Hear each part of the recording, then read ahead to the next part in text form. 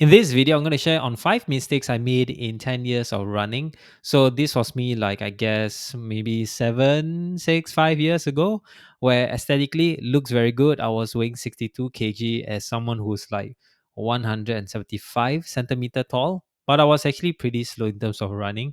And now I'm like 72 kg, 10 kg heavier, but I am faster. So you might be asking, how fast did I run? So I would say not fast enough. So this was back, I think last Sunday, I did a half marathon. And the thing is that I just signed up this half marathon as like for my, I guess, long, steady, progressive run. And I was very happy with the results because I was able to do pacing well. So that means in the first 6 kilometers, I was running around 6 minutes 30. Then I increased to 5:30, then 5:18, and then 5:15, and then the last 2 km was just free running. So I just run, and I managed to run pretty fast as well at 5:30. So I'm going to share on 5 mistakes that I've done, and the first mistake and what I've also changed to get this fast. I feel like this is my fastest, to be honest lah.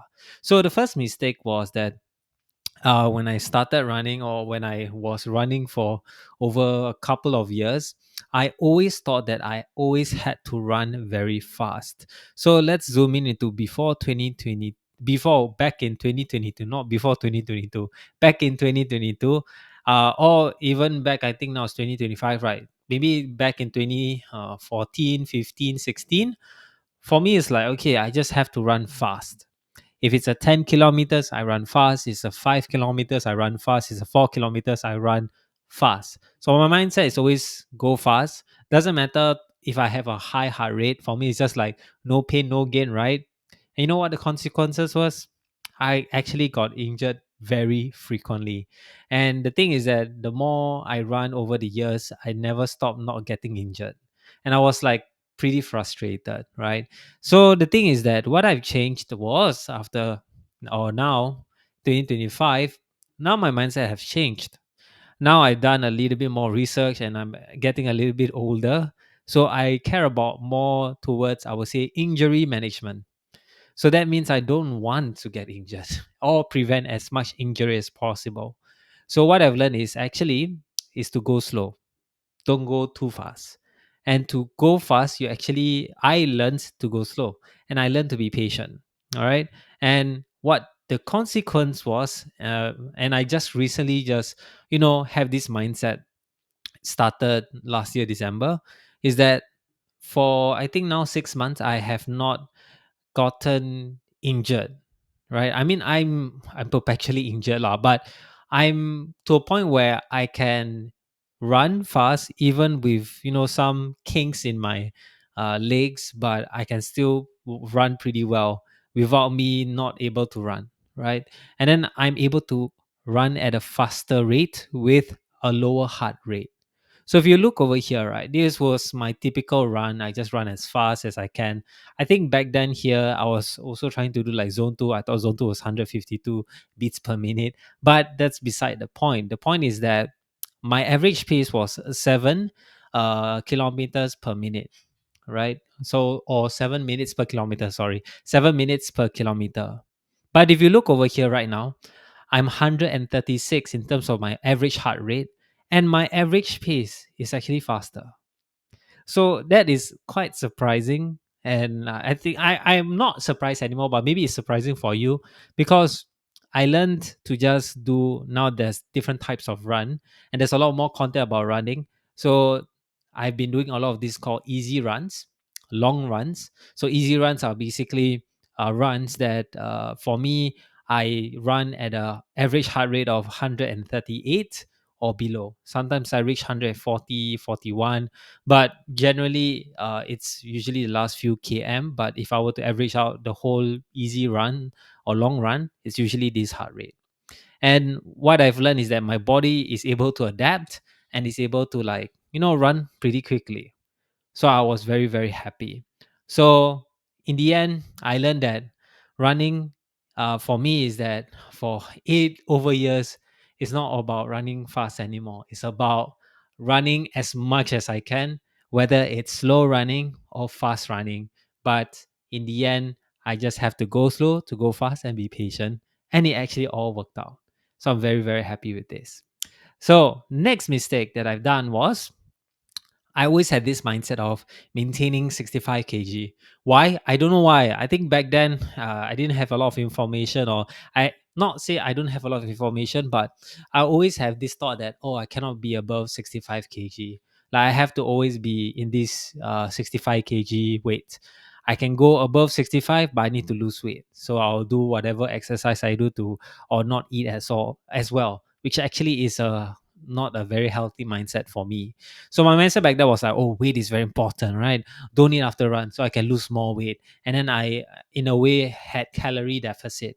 So aesthetically, to be honest, I don't know if you know lah, but I think this was the best years that I had in terms of aesthetics lah. Like you could see my abs are here, but at the same time, I wasn't eating much as well.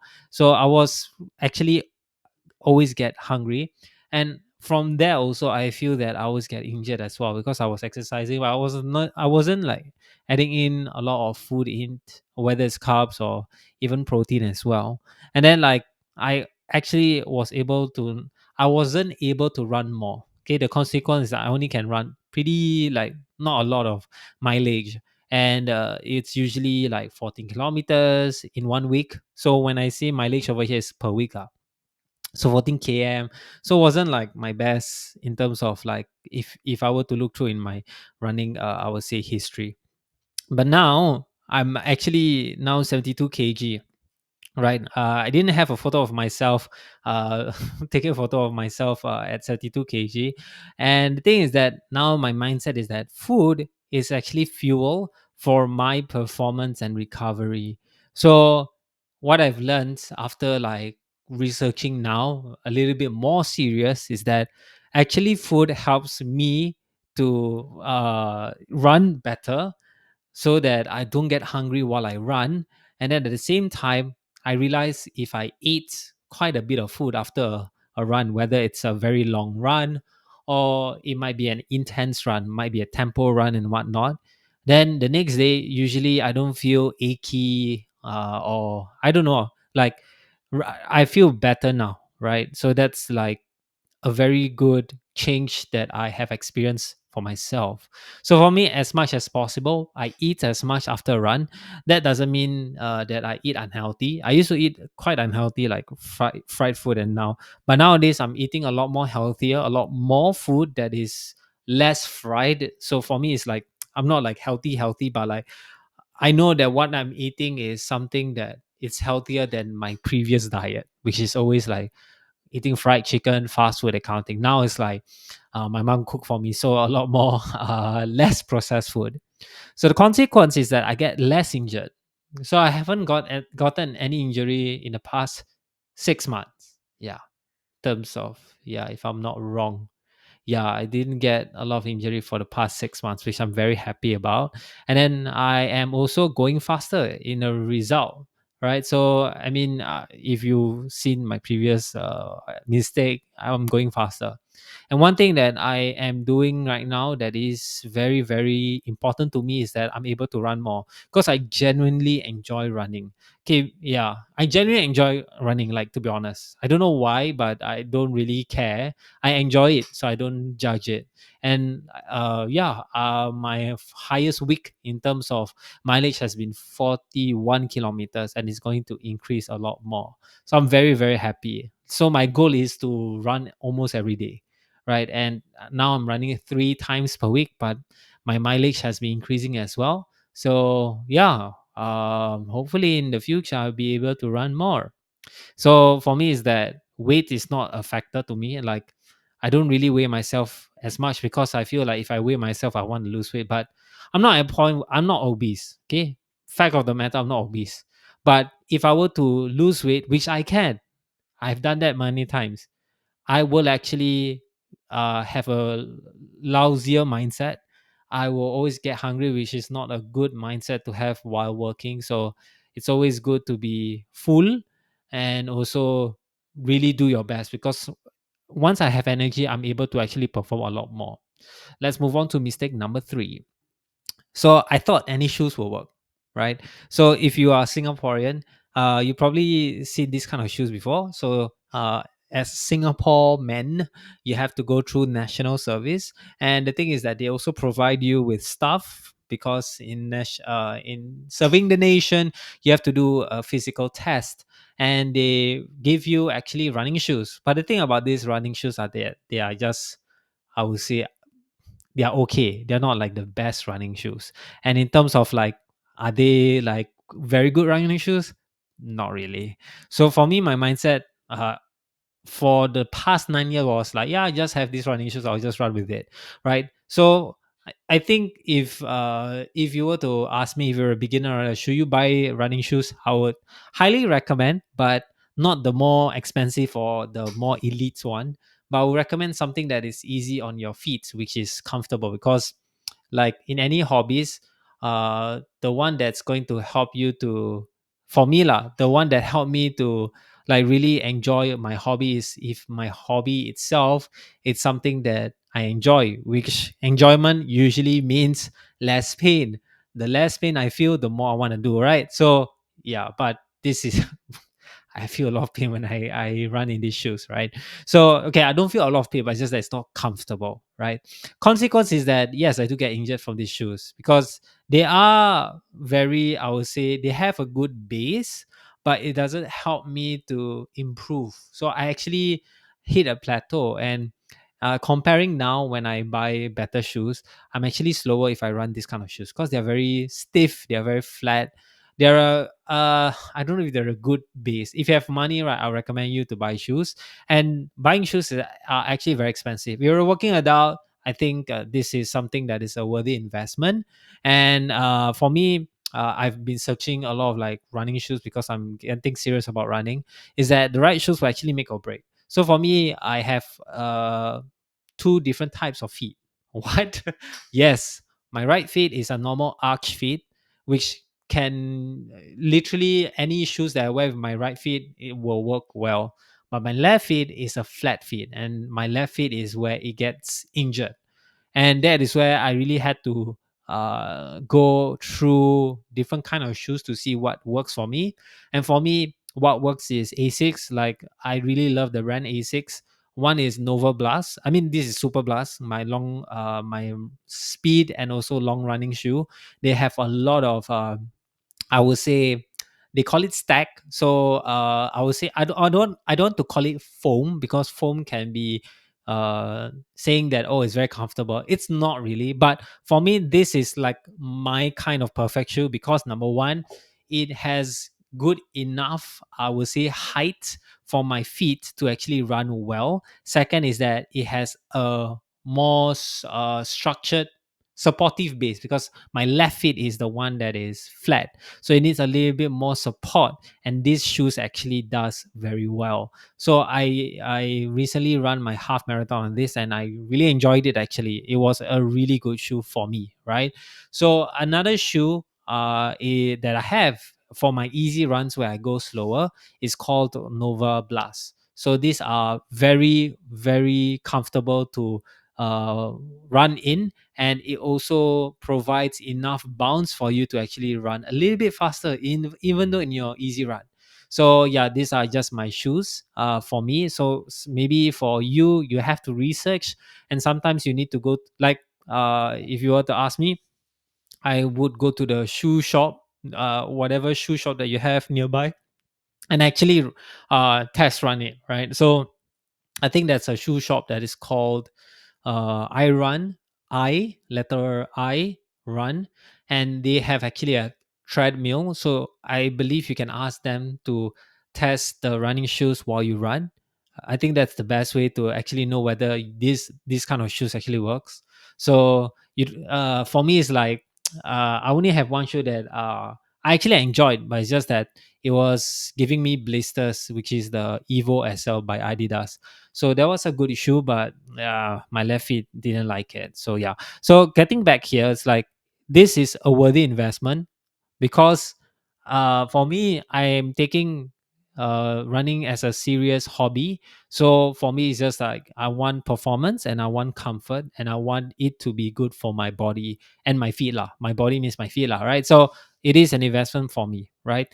And then the consequence is that I feel much happier when running because if you were to compare this and then shoes, oh my god, I can't, oh my god, it's night and day, right? It's night and day.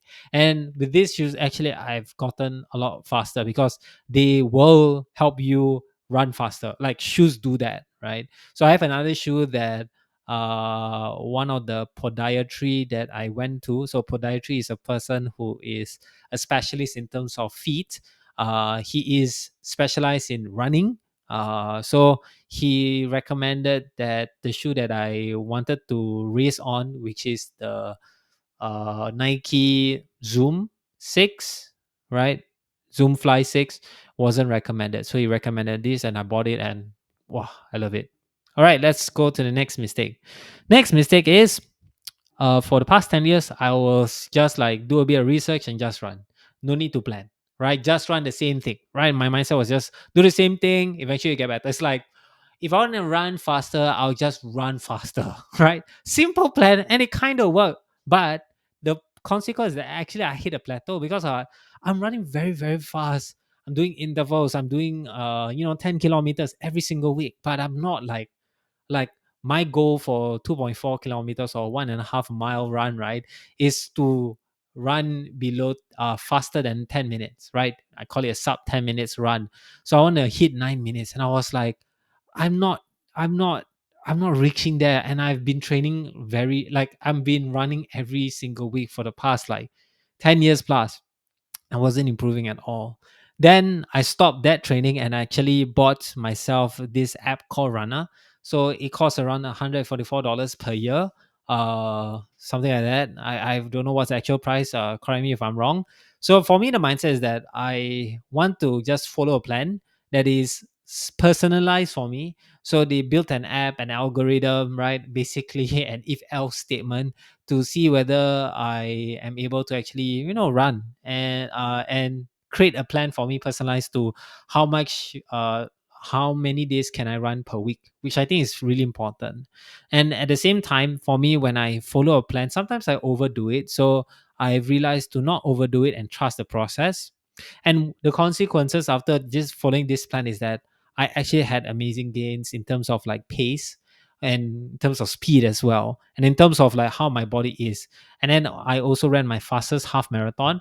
And the thing about that half marathon, right, that I've showed just now, right, I can show you right now here, is that there was a training plan. I ran the my latest half marathon, but I just said, okay, why not I just run this half marathon with this training plan? It's a progressive long run, so I run faster every 6 kilometers. You could see lah, right? In this case over here, and then I actually need to stop in the 19 kilometer mark, but I just ran an extra 2.56 kilometers, and I still run pretty like fast, right? So for me, I was like very happy with this result because I honestly thought that I would say not be able to sustain 12 kilometers 13 kilometers at this pace, to be honest, like because I've ran in this pace before, but it was like very like tiring at a very high heart rate, but I was able to sustain it, right? And also just to share is that during the race there was a runner that actually fist bumped me when I overtook took him like slowly, and I was like, oh my god, it is working. So I'm really happy to do that. I mean, to really experience that as well. So I'm really happy that by following a plan, don't overdo it. Even if I overdo it, it's not like I'm going to add a lot more mileage or I run faster. It's just just chill, right? Because for me, injury prevention is very important. Let's go to mistake number 5, right? So for mistake number 5, mistake number 5 is that I didn't need a gym specifically for running because my mindset was it's so simple, right? To just run faster lah. No need to do anything else. Just run faster in the track, right? Consequence is that, to be honest, I was hitting a plateau for a very long time, and then at the same time, you could see lah, the consequence is always being injured, right? So now I have actually added specific running gyms trainings kind of thing. So I actually added weighted squats, weighted calf raises. single leg lunges with weights, and also uh, I think some jumps, right? Plyometrics. So my mindset was like, okay, if I have more muscle, which when you do this kind of gym work, I'll get stronger and I'll get faster. The consequence is that because when I have more muscles in my leg area, right, I don't really see an increase in injury. So in the past 6 months, I really didn't see any increase in injury. And even though I feel like I'm been sustaining 72 kg, which to me is like, oh, I've been gaining weight, but I'm able to actually run fast. So I was like, oh wow, like weight doesn't really affect. It does if I think if I was obese, but I'm not. So for me, it's like if this added weight, which is muscle, is helping me to run fast, then yeah, I think that's a very good. I would say, a good return, right? A good return on investment in terms of doing gym work specifically for running. And then the last one that I just figured out is fueling, right? So before, when I was running, I was like, I was running a lot without any food, right? So usually I run in the morning without any food or any carbs in, so I was just like run hungry, and I thought it's like, "Oh, no pain no gain," right? So the consequence was that without food, right, I always hit a wall. I wasn't performing as well, and I always plateau. The plateau is wrong spelling, but yeah, this is the concept is plateau. So I was never getting any faster. But now I actually bought this thing called gels, right? Gel packs, running gels, whatever, right? So I've been making myself drink this or suck this gels during my runs because I want to get accustomed to it while I'm doing my marathon races. And like my mindset was to like right now is to always be fueled during the run. Sometimes I don't, but like I could feel my body be like getting hungry because I do I do eat very early. Like my breakfast is my lunch, so I eat at 10, and then I will run. If it's my running day, at 5 p.m. So I would have some snacks in between.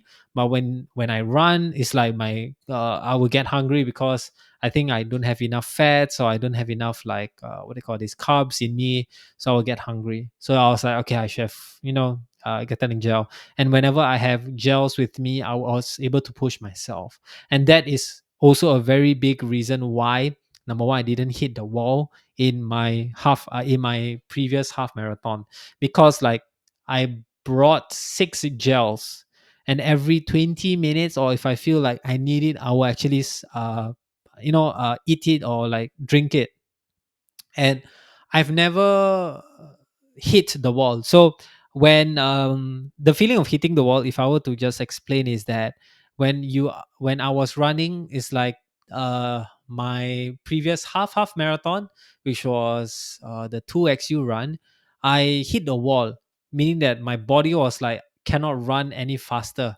So my pace back then was like 5 minutes 30, and then at like 14 kilometers, like my body's like, oh, I can't do this. So then it slowed down to like 6 minutes, and then next game is 7 minutes, kind of thing. So I was like really hitting the wall, which is not a very good experience. So this is where fueling helps, because number one, once my body is able to get in some carbs, whether it's through the drinks that they give you in the run, or even the gels that I have, right? Like my body is able to like consume it and then actually use it as energy, and I can run continuously pretty fast as well. So all of these mistakes that I've done for the past 10 years, and now I've like incorporated a lot of what I've learned in the past like 6 to 8 months ish, I was able to run my fastest half marathon, even though it wasn't a serious attempt. Like, I'm being honest here. It's like I'm not bragging, but it's just like honestly, in the first 6 km, I wasn't like I was just chilling. I was like, oh my god, my heart rate's too high. Let me slow down a bit, right? Because in a race, like I was in the like everybody's like going ahead of me, and for me it's like it's fine, just follow the pace, don't go high heart rate, be chill. 6:30 is fine, and then once I need to reach this pace, I was like, okay, let me hit it 5:30 now, boom, that kind of thing. And then that's where all my trainings before that half marathon practice run, I was like, oh my god, I could sustain 5:30 for 6 a.m. Then I had to go another 6 a.m. 5:18, and I was like pleasantly surprised. I was like fueling, I was drinking my gels, and then I was still keeping up at 5:18, 5:13. So I think the pace that I need to hit was 5:15 lah, right? Which was pretty good. And then the last game, I think I had to be 5:10 or something. But I was like, oh my god, like this works. So there's a lot of things that I've done very wrong in the past 10 years and very right in the past year that actually helped me to run my fastest half marathon pace in a non-serious, like in a, yeah, it's not serious at all. It's like if I were to do my next marathon, which is in 1 month's time, my goal is to have a 5:15 pace for 21 km, and that's where I will hopefully can sustain and reach a 1 hour and 50 minutes kind of like timing for half marathon. I'm very confident I can do sub 2 hours because this is already 2 hours. And if I were to do a bit faster, I can do sub 2 hours, right? But yeah, so that's like the goal is that is just how fast can how long can I sustain in my future runs. So hopefully you learned something about this. I hope that uh you don't do the same mistake as me. And then one thing also I want to share is also like to not increase your mileage as much, right? So for me, I didn't have that problem of increasing my mileage because for me I don't know, I just don't, because I thought that I had a limit, but I didn't lah. So I think one thing that I have experienced myself is that if when I increase my mileage by this is what I heard from a physio. It's like by 10%, then you won't really see any like serious injury because your body's still adapting to how much you can run. And for me, it's like okay, if I don't want to get injured, I will just like slowly. So Runner, the app that I'm paying for, the training plan, actually I see that they are also increasing like 10%, 11% at most in terms of mileage. I think it's fantastic. Right. So should you get a running plan? To me, to be honest, it's up to you, right? It is your money. For me, it has worked very well. And then yeah, so like for me, I really follow the plan. I don't do a lot more. I don't do less also. And one thing also that in the running plan that I didn't mention is that they also have this thing called deload week.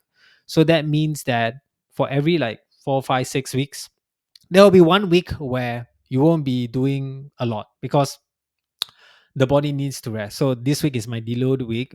So it's my body to just do simple runs, maybe some fast run, but it won't be so hard on my body because my body needs time to recover. And then next week, that's where I need to like push myself. Yeah. So we'll see how it goes, but hopefully with this, you can be faster than me, which I hope it to be. If you like this video, give it a thumbs up. If you want more of this kind of video, subscribe down below and comment down what other videos you want me to go through next. See you in the next one. Bye bye.